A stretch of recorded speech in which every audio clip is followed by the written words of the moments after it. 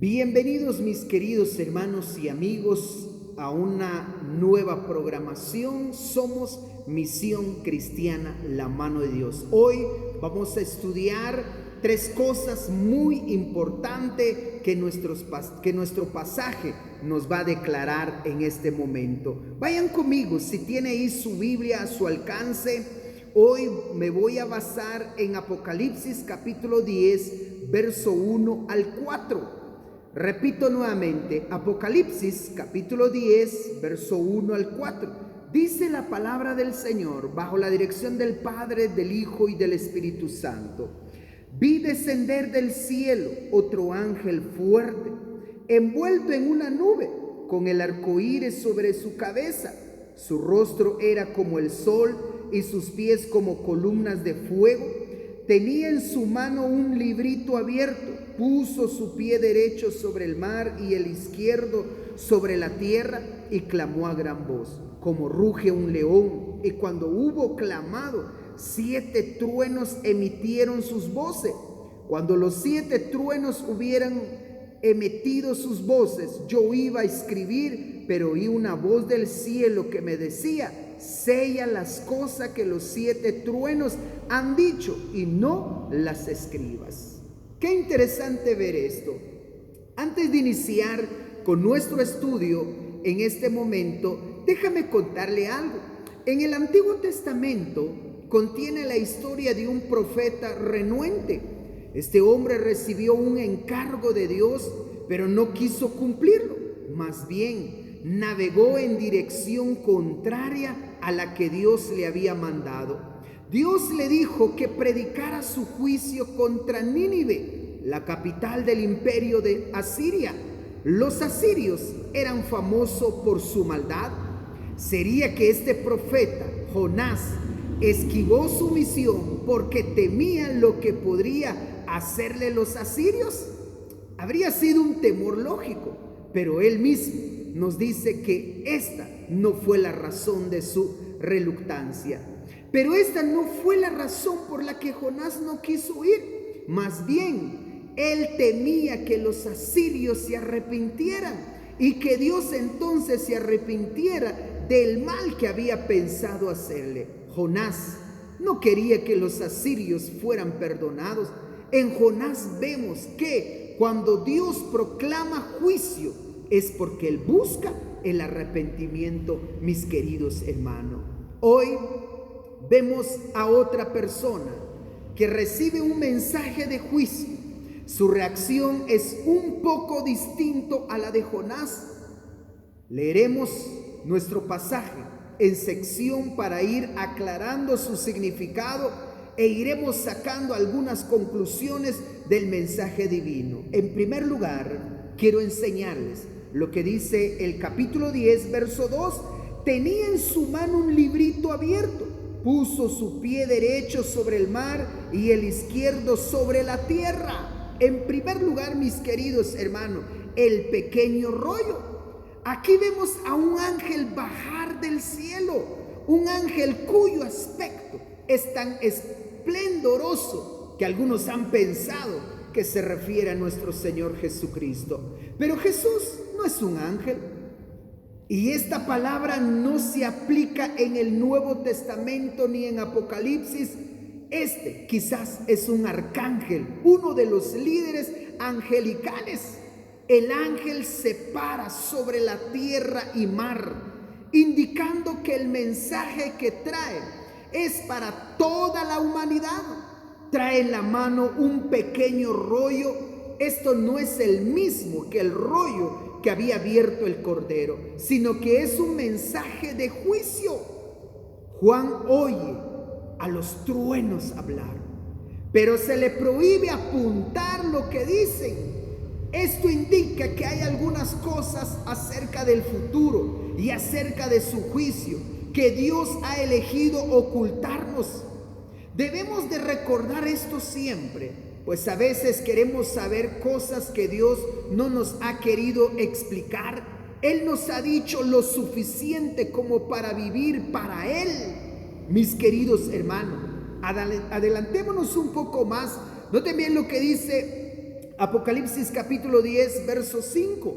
El verso 5 dice: el ángel que vi de pie sobre el mar y sobre la tierra levantó su mano hacia el cielo y juró por el que vive por los siglos de los siglos, que creó el cielo y las cosas que están en él, y la tierra y las cosas que están en ella, y el mar y las cosas que están en él, que el tiempo no sería más.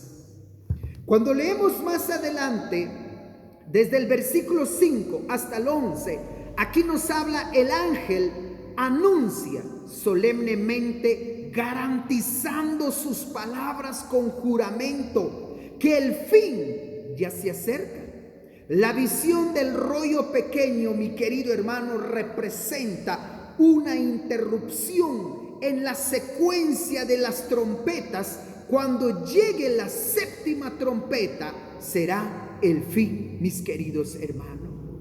Del cielo habla nuevamente la voz, posiblemente la voz de Cristo, y le dice a Juan que tome el rollo de la mano del ángel. Francamente no sé cómo se atrevió a hacerlo. Frente a un ser tan espeluznante, creo que cualquier de nosotros se habría quedado inmóvil. Juan, de todas formas, se acerca y le pide el rollo.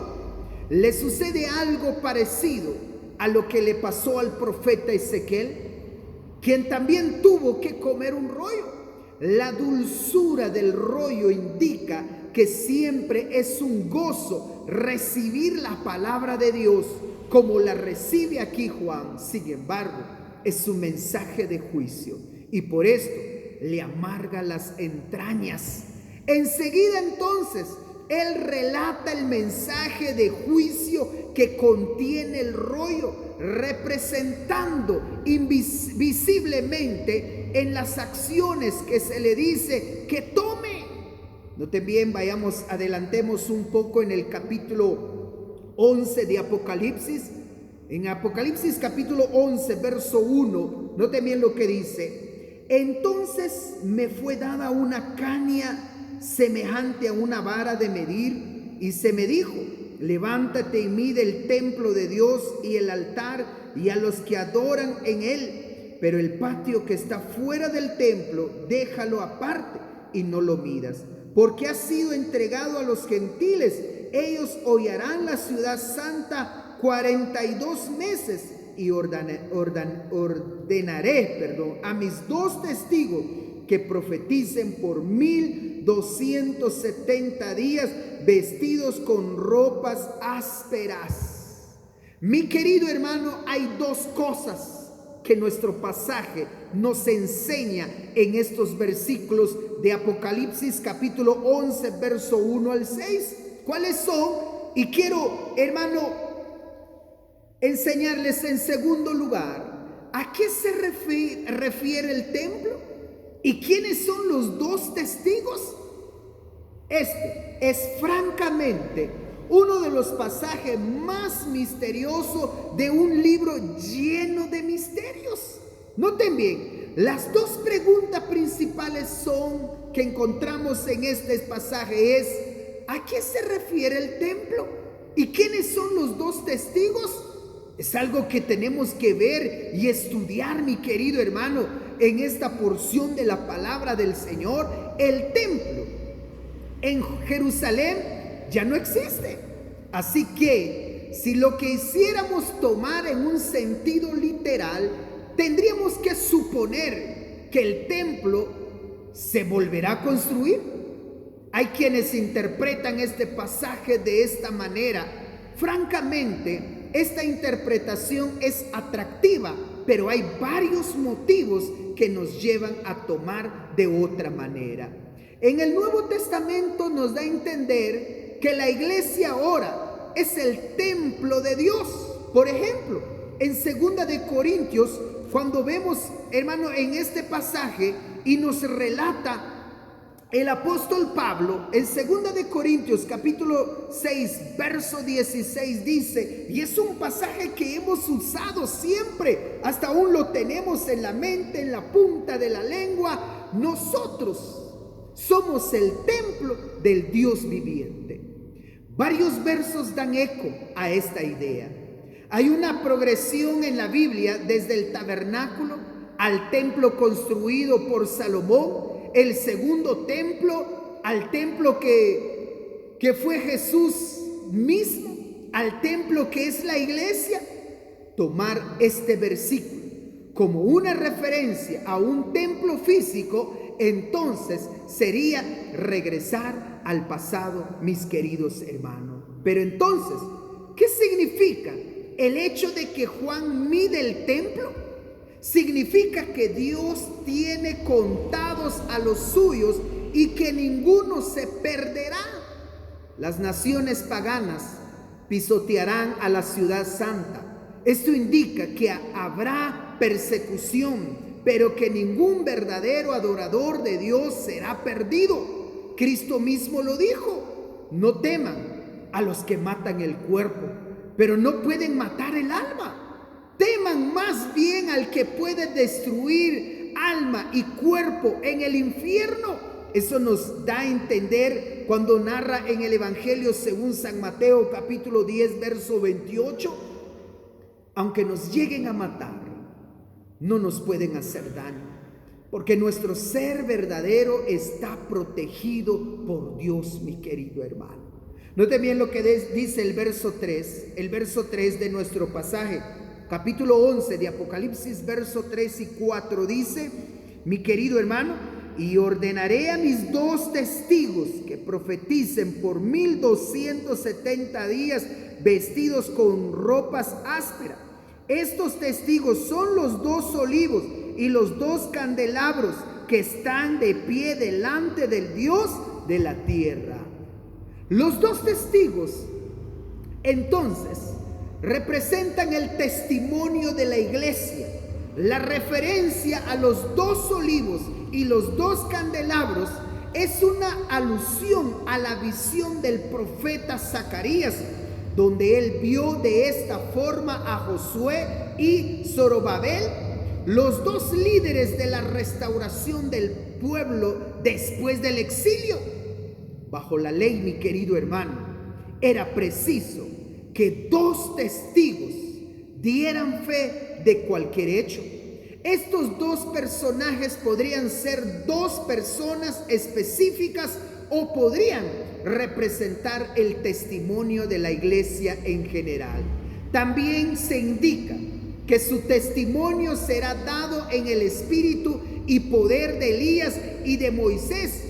Las señales que mencionan el verso 6 dan eco al ministerio de estos grandes hombres. Noten bien lo que dice el verso 6, si van conmigo rápidamente, dice: estos tienen poder para cerrar el cielo, a fin de que no llevan en los días de su profecía, y tienen poder sobre las aguas para convertirlas en sangre y para herir la tierra con toda plaga cuantas veces quieran.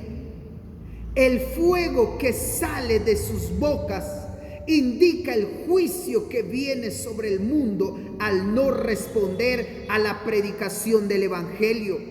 Todo esto significa que la iglesia, como testigo del poder de Dios, está protegida espiritualmente, ya ha sido medida y nada cambiarán sus dimensiones.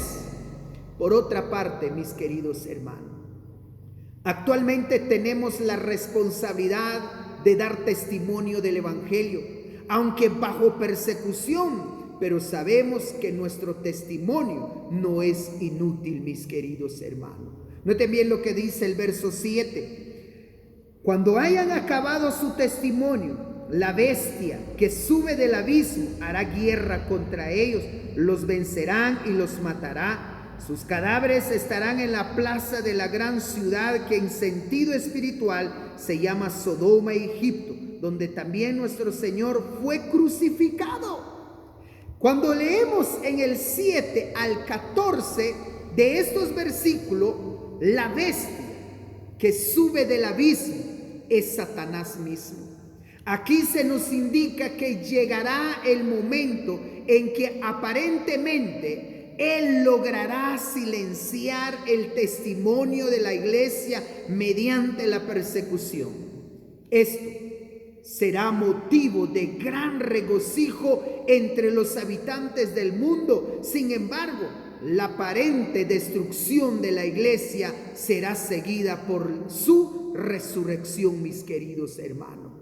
El lugar donde esto sucede es un lugar que volverá a aparecer más tarde en Apocalipsis. Es la gran ciudad, que representa al mundo en toda su rebelión contra Dios. El espíritu de rebelión que se expresa en la gran ciudad también se vio en Sodoma, en Egipto y hasta en Jerusalén, donde Jesús fue crucificado. Sin embargo, es ante todo una realidad espiritual.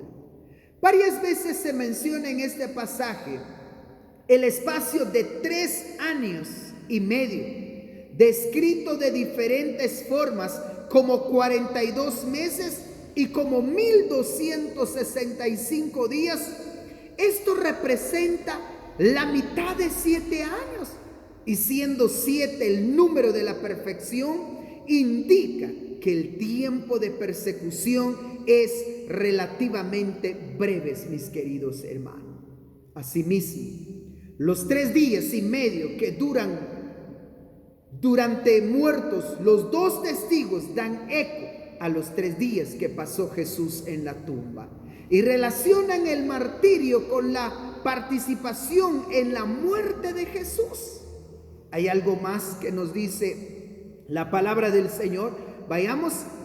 Estamos en Apocalipsis capítulo 11, verso 15 ahora. Dice: el séptimo ángel tocó la trompeta, y hubo grandes voces en el cielo que descendían: los reinos del mundo han venido a ser de nuestro Señor y de su Cristo, y Él reinará por los siglos de los siglos. Los 24 ancianos que estaban sentados en sus tronos delante de Dios se postraron sobre sus rostros y adoraron a Dios. Cuando leemos hasta el versículo 19, hay algo que nos relata esto. En tercer lugar, el séptimo ángel tocó la trompeta, hermano. De la misma manera en que el séptimo sello marca el final de la historia humana y el comienzo de la eternidad, así también lo hace la séptima trompeta. Como hemos visto, las 7 trompetas corresponden temporalmente a los últimos sellos. Todos los reinos de este mundo llegarán a ser de Dios, quien gobierna por medio de Jesucristo sobre ellos. Aunque las naciones tratan de detener a la iglesia, no lo podrán hacer, y llegará el momento de la recompensa. Los que sean fieles a Jesucristo serán recompensados sin importar su estación en la vida. Hay un detalle interesante en el verso 18. Noten bien lo que dice el verso 18. Las naciones se airaron y tu ira ha venido. El tiempo de juzgar a los muertos, de dar el galardón a tus siervos, los profetas, a los santos y a los que temen tu nombre, a los pequeños y a los grandes, y de destruir a los que destruyen la tierra. Se comenta que el juicio de Dios viene para destruir a los que destruyen la tierra. Dios responde con ira a los que dañan la creación que Él ha hecho, mi querido hermano. Desgraciadamente, hay personas que toman las profecías del juicio final como pretexto para dejar de cuidar la tierra. Dicen: si todo esto se va a destruir, ¿para qué cuidarlo? Vemos que quienes así piensan cometen un grave error, pues Dios mismo destruirá a quienes lo deshonran, destruyendo su creación. Aunque no tengamos morada permanente en este mundo, sabemos de cuidarlo por respeto a su Creador, mi querido hermano. La garantía de que todo esto se cumplirá está en el verso 19. Veamos lo que dice el verso 19. el templo de Dios fue abierto en el cielo y el arca de su pacto se dejó ver en el templo. Hubo relámpagos, voces, truenos, un terremoto y granizo grande. ¡Wow! El verso 19, donde Juan ve el arca del pacto dentro del templo celestial. El arca del pacto del Antiguo Testamento era el lugar de la morada de Dios en el templo y era también la garantía de la permanencia de su pacto con Israel. El arca celestial es la garantía del pacto de Dios con su pueblo y significa que Él también recordará el pacto hecho con su pueblo. Él no nos olvidará. Si estamos en Cristo, tenemos la garantía segura de que Él vendrá por nosotros y nos llevará a estar con Él por toda la eternidad, mi querido hermano. Volvamos por un momento al rollo pequeño.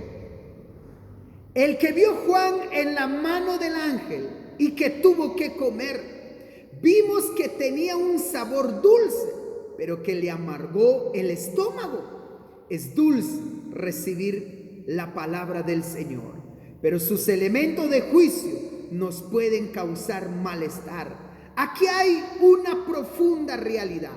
A veces nosotros queremos solamente saborear el dulzor de la palabra de Dios sin experimentar el dolor de las entrañas. Queremos enfocarnos solamente en las cosas bonitas que Dios nos dice. Queremos sentir el gozo de recibir la palabra de Dios y nada más. Sin embargo, la palabra de Dios también incluye verdades que nos dan dolor de estómago, mi querido hermano. No podemos ignorar la realidad del juicio. No podemos ignorar la ira de Dios.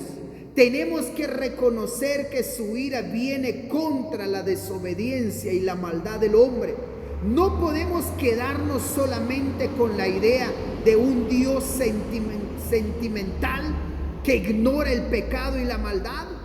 Si queremos vivir en la realidad, tenemos que llevar hasta lo más profundo de nuestro ser esta realidad. De que habrá sufrimientos para los que realmente siguen a Jesús, de que habrá juicio sobre los que no obedecen a la verdad y de que vivimos en un mundo que está radicalmente opuesto a la voluntad de Dios. Esta es una cosa seria, mi querido hermano.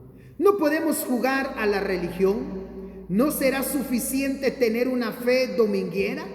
Tenemos que comprometernos al 100% con la verdad completa de Dios, sometiendo nuestro corazón y nuestra vida a su voluntad en el acto de arrepentimiento. En conclusión, quiero terminar aquí. Solo así podemos formar parte de este templo que Dios está construyendo para ser su morada. Por medio de su Espíritu, solo así formaremos parte del reino de Dios, mi querido hermano. Por eso Dios nos habla a tiempo y fuera de tiempo. Su palabra nos enseña que debemos de entender: Dios es amor y también Dios, mi querido hermano, trae su juicio después. No te equivoques. Por eso yo te animo a seguir adelante. 3 cosas vimos en este hermoso estudio. Primero, el rollo pequeño. Segundo, el templo y los 2 testigos. Y la 7ª trompeta se ha tocado sobre esta tierra, mi querido hermano. Por eso les invito que lean en la Biblia, estudien la palabra del Señor, mediten, pídele al Espíritu Santo que les enseñe y les revele la voluntad de nuestro Padre. Que Dios les bendiga. Para mí es un gusto estar nuevamente con ustedes estudiando la poderosa palabra de Dios. Somos Misión Cristiana, la mano de Dios. Que Dios les bendiga y que juntos estudiemos la palabra del Señor.